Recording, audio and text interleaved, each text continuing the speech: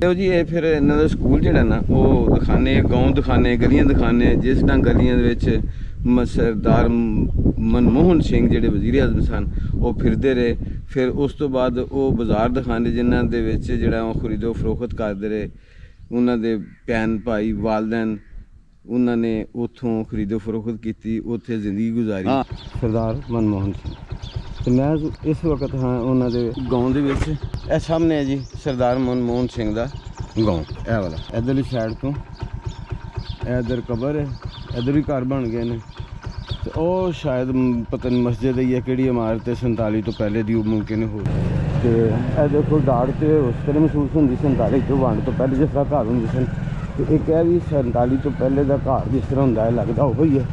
तो यह जोड़ा ना सारा मनमोहन सिंह जो उन्होंने गाँव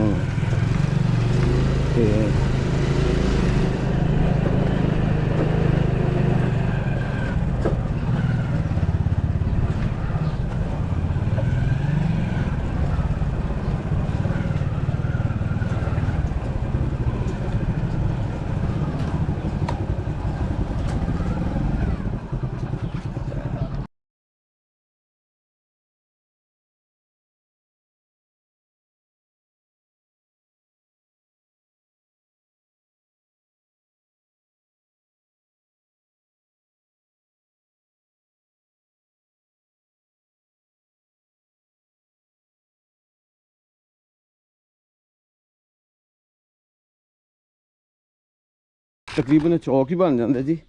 इधरों इंटर हुई है गाँव की तरफों फिर एक गली इधर चले जाती है चढ़ाई चढ़ के फिर नीवी।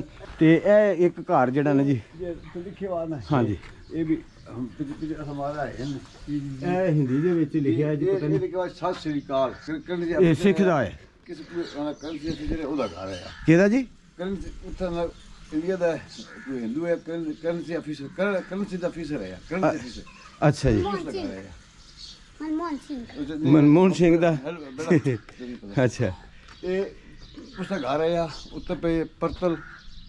हाँ जी हुण अस आप पाया उत्ते के नाम लंटर पा के अच्छा अच्छा बाकी दीवार नहीं दीवार हुई ने यह बाहर चुबे बनी हुई है जी इतने बैठने वास्ते। ये गल ये दरवाजा भी वही है हाँ ये सिर्फ यह बिल्डिंग रह गई है उस 47 की वंड की गुआ जी ये है बाकी हर गल ऐसा स्कूल बड़ा चेंज होया।